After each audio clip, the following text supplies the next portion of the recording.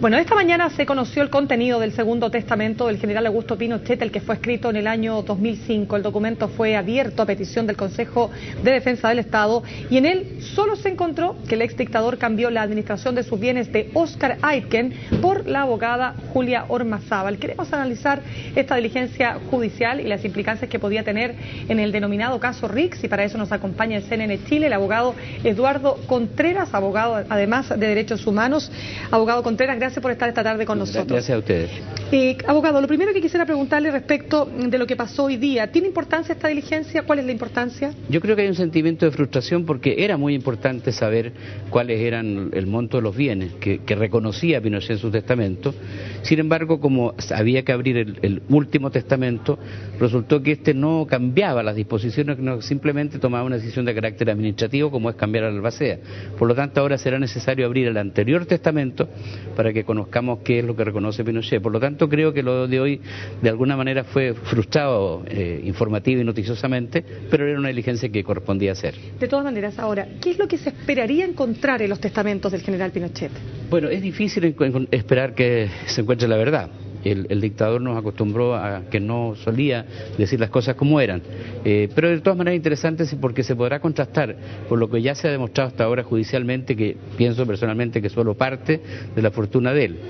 Me refiero a que en el proceso por el caso Rix está acreditado por la policía chilena, por expertos, de que la suma que él se habría apropiado indebidamente suma alrededor de 27 millones, poco menos de 27 millones de dólares. Vamos a ver si en el testamento él reconoce una suma parecida a esta.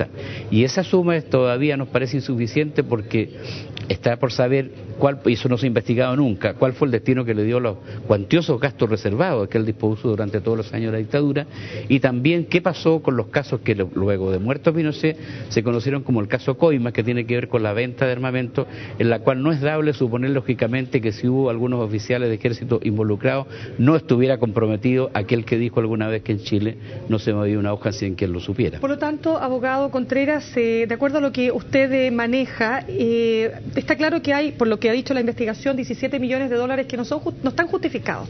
Tampoco es posible pensar que una comandante en jefe de la República pudiera tener tantos bienes, ¿no es cierto? Es decir, su sueldo no alcanzaba para eso. No alcanzaba para eso. Ahora podríamos pensar, bueno, a lo mejor el general Pinochet tenía una familia millonaria, tampoco era el caso. Por lo tanto, si nada de eso, digamos, justifica, entonces usted dice que las platas, o lo que se ha podido derivar de la investigación, estas platas que no están justificadas, ¿salieron de qué? ¿De negocios fraudulentos? ¿De qué? La acción penal corresponde a tres figuras delictivas: la malversación de caudales públicos, la negociación incompatible y también algunos delitos tributarios. La sola enunciación de estos delitos nos da claramente la idea de que se trata de lo que el pueblo normalmente entendería como defraudaciones, fraude, estafa. Es decir, tuvimos un dictador que además de sanguinario era corrupto, claramente.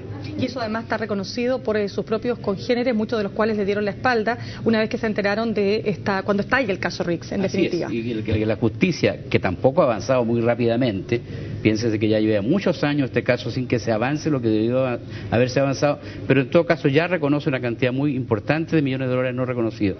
Ahora, quisiera llamar la atención sobre un punto que nos preocupa, que nos preocupó también en su momento. La defensa de Pinochet para eludir la acción de la justicia fue que estaba demente. Esto lo recuerda todo el mundo, hubo exámenes incluso por comisiones internacionales, se habló de una demencia subcortical, de origen vascular, etcétera, etcétera.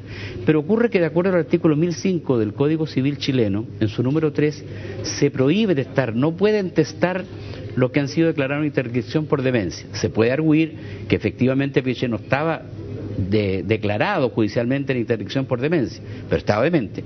Pero a continuación el número 4 del mismo artículo 1005 del Código Civil dice que no pueden testar los que actualmente no se encuentran en su sano juicio. Y si la justicia chilena dijo por una parte que efectivamente se encontraba demente, que no estaba en su sano juicio, ¿cómo pudo testar? ¿Y ahí usted cómo lo evalúa aquello? Es decir, porque en su momento me imagino que no fue, es decir, ese fue un argumento, ¿no? ¿O nunca se utilizó como argumento? No, se utilizó, ese fue el caballo de batalla de la defensa defensa de Pinochet que les pregunto por el argumento respecto de cómo era posible que él pudiera testar si estaba demente.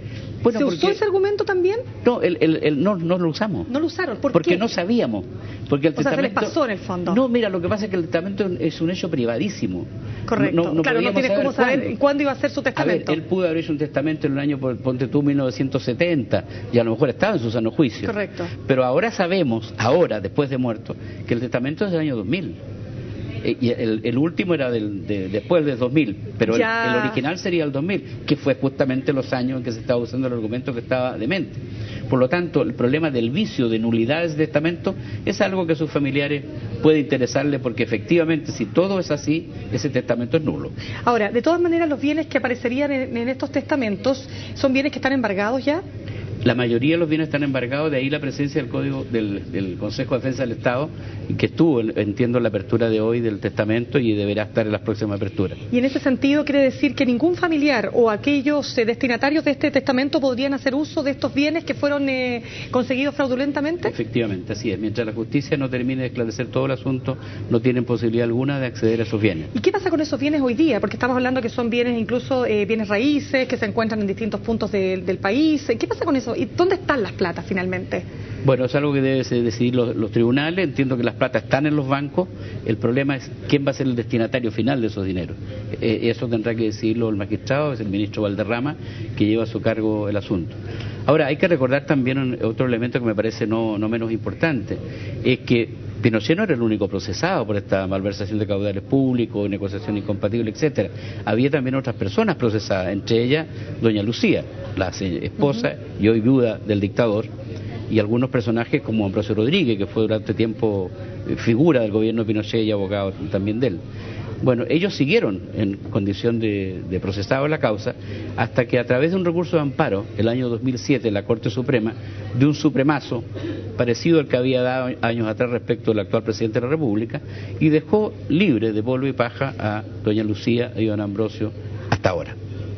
O sea, no tienen ninguna responsabilidad. Ellos no aparecen como... Hay sí otras personas que aparecen como implicados, no recuerdo en este minuto sus nombres, pero el caso Rix continúa, porque respecto a Pinochet, se acabó el caso Rix. Una de las causas de sobreseimiento es la muerte. Por lo tanto, Pinochet jamás cumplirá cárcel porque no puede cumplirla por el caso Rix, pero hay otros implicados. Ahora, de todas maneras, y siguiendo en ese punto, abogado, claro, para desviar fondos, para cometer fraude, para estafar al Estado, en otras palabras, se requiere más de una persona. Así es. Por lo tanto, hubo personas que fueron parte de estos ilícitos. Así es. ¿Se supone que en la investigación están individualizados? Están individualizados porque además aquí se habría constituido una suerte de asociación ilícita de personas que se confabularon para cometer delitos contra el Estado. ¿Y qué esperaría usted una vez que el juez, por supuesto, que instruye la causa pueda llegar a las conclusiones determinadas? O sea, ¿qué esperaría usted? ¿Que esos dineros fueran obviamente devueltos al Estado de Chile? Yo esperaría, primero, que se establezca toda la verdad, que se acelere el proceso. Yo recuerdo que este juicio, cuando estuvo en manos del ministro Carlos Cerda, tenía un ritmo distinto. Me parece que debiera acelerarse el fin del proceso, conocer toda la verdad y lógicamente condenar a los culpables, condenarnos a la cárcel que se merece, y los bienes del Estado y los dineros del Estado volver al Estado. Muy bien, abogado Contreras, muchísimas gracias por acompañarnos esta tarde. Gracias a usted, muchas gracias.